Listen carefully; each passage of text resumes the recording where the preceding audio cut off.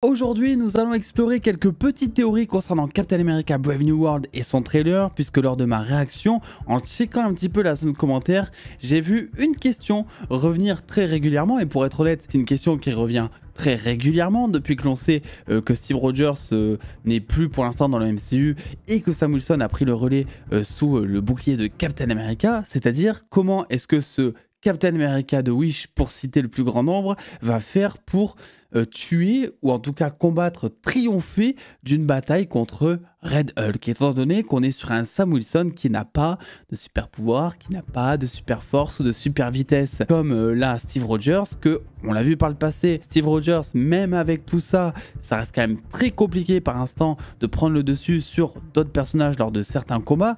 Donc comment est-ce que ce Sam Wilson il va faire? Et pour ça, j'ai 4 points à développer, 4 petites théories qui seraient envisageables, à commencer avec celle à laquelle on pense directement, mais je vais vous dire pourquoi ce n'est pas viable, c'est-à-dire Sam Wilson qui s'injecterait du super sérum pour être au niveau, ou en tout cas se rapprocher du niveau de la force brute d'un Red Hulk. Cela lui donnerait la force, la résistance et l'agilité nécessaires pour l'affronter. Et dans les comics, on a eu plusieurs personnages qui ont utilisé des versions différentes de ce sérum, qui donne une théorie plausible quant à Sam qui pourrait y accéder grâce à des connexions qu'il a avec le gouvernement ou avec d'autres héros qui pourraient aller chercher, comme Bucky par exemple. Le souci, c'est que selon moi, ça pose aussi des questions morales qui ne vont pas du tout avec l'éthique, on va dire, du personnage de Sam Wilson, Captain America. C'est-à-dire que injecter du super sérum dans le corps de Sam Wilson, ça serait pour moi un aveu de faiblesse, et en fait, on serait presque plus sur un nouveau personnage. Le but de Sam Wilson, c'est de diviser le public, et ça le fait très bien, puisqu'il y en a beaucoup qui regrettent déjà en fait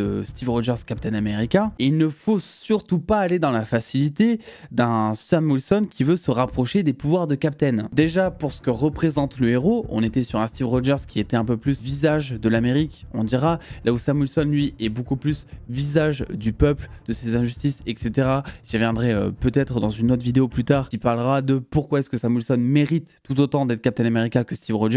Mais pour moi, même si on a du mal à imaginer un Sam Wilson sans pouvoir qui pourrait rivaliser, j'en sais rien, avec des méchants comme Red Hulk, des personnages un petit peu de cette trempe-là, lui injecter du super sérum, c'est absolument pas la chose à faire si on veut aller plus loin du côté du lore de Marvel, si on veut continuer la route. Et justement, vous qui critiquez souvent le fait que Marvel recycle des choses et répète ses enjeux, etc. Lui injecter du super sérum, c'est la dernière des choses à faire si on ne veut pas se lasser de Captain America, Sam Wilson, qui, on le sait, va faire partie intégrante des prochains projets de Marvel Studios. Est-ce qu'il va leader une équipe de Young Avengers? Est-ce qu'il va leader ses propres nouveaux Avengers? On dira, ça j'en sais rien, mais il aura dans tous les cas une casquette de leader, qu'on le veuille ou non. La deuxième solution, et celle qui moi me paraît peut-être la plus probable pour ce film, pour l'instant, avec seulement la bande-annonce que l'on a, c'est le fait que Sam Wilson arrive à retirer le super sérum du sang du président Ross. C'est quelque chose qui pourrait le faire redevenir humain, ça serait donc beaucoup plus simple pour lui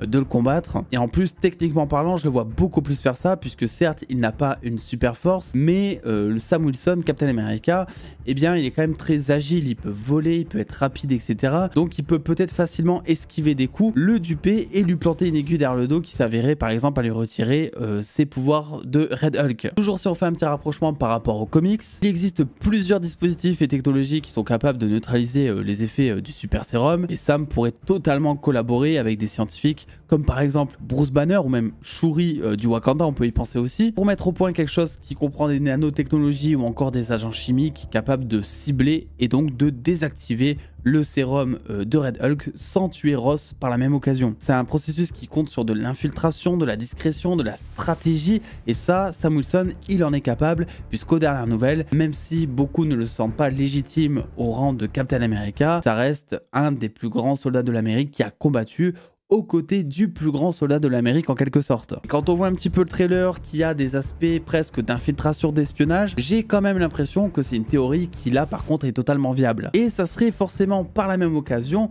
le moment de nous mettre Hulk dans Captain America Brave New World, parce que oui, on va pas se mentir, on a attendu Red Hulk pendant très longtemps, et même si évidemment le combat principal ça restera Captain America contre Red Hulk, j'ai tout de même l'impression qu'il y a une petite attente pour voir, je sais pas, une espèce de mini combat Hulk contre Red Hulk. Bref, un Sam Wilson qui demanderait l'expertise de Bruce Banner pour créer ce type de sérum et enlever les pouvoirs à Ross, ça pourrait être une bonne excuse scénaristique pour tout bonnement faire apparaître Hulk et le faire combattre un tout petit peu contre Red Hulk. L'avant-dernière théorie repose elle sur de la stratégie encore une fois, puisqu'on est sur un stratège, de base on est sur un militaire. Sam Wilson pourrait tout bonnement trouver le point faible de Red Hulk ou même ses points faibles. Par exemple dans les comics, on sait que Red Hulk utilise énormément de chaleur quand il utilise ses pouvoirs, ce qui peut très vite le surchauffer et donc le fatiguer si le combat dure un peu trop longtemps. Et ça c'est une faiblesse que Sam pourrait totalement exploiter. Il vole, il sait esquiver des coups, il pourrait faire en sorte, un peu à la manière de Rocky finalement, de prendre pas mal de coups ou les esquiver, faire en sorte que Red Hulk donne un maximum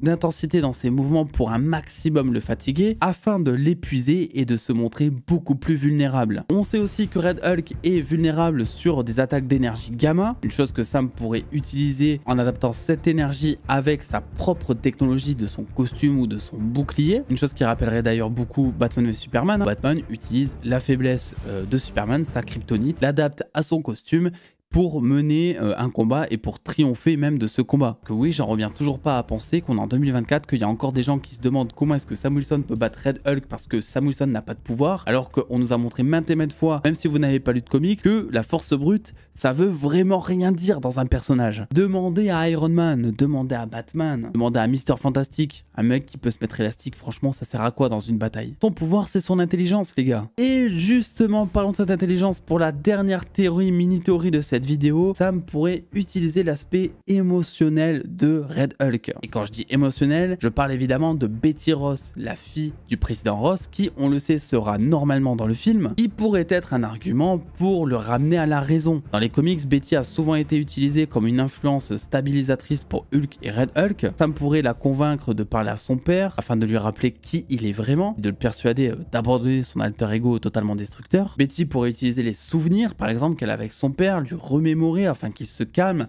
un peu de la même manière que Natasha au moment où elle parle du soleil pour que Hulk se calme et redevient en forme humaine. Et une mini théorie bonus, Sam Wilson pourrait faire appel au leader qui créerait une alliance totalement inattendue dans le film, puisque aux dernières nouvelles, le leader reste quand même le grand méchant de Captain America Brave New World, donc un méchant très intelligent et qui manipulerait en fait le président Ross, Captain America, celui qui serait au centre un petit peu de toute cette zizanie géopolitique dans ce film, un peu finalement comme le baron Zemo dans Civil War qui grâce à des stratagèmes manipulatoires arrive à monter Iron Man contre Captain America par exemple. Et bien le temps d'un moment, il pourrait faire équipe avec le leader pour tout simplement que le leader mette au point quelque chose qui soit capable de détransformer Red Hulk afin de pouvoir le vaincre à un moment. Donc vous le voyez, Sam Wilson est loin d'avoir zéro option pour combattre Red Hulk. Il y a plein de choses qui s'ouvrent à nous. Il faut évidemment comprendre que en 2024, un combat de super-héros, de super méchants, c'est pas juste des coups de poing et des uppercuts. Évidemment que si ce n'était que ça, Sam Wilson, il ferait pas 2 heures. Mais fort heureusement pour nous, c'est pas le cas et Sam Wilson va utiliser plein de stratagèmes, que ce soit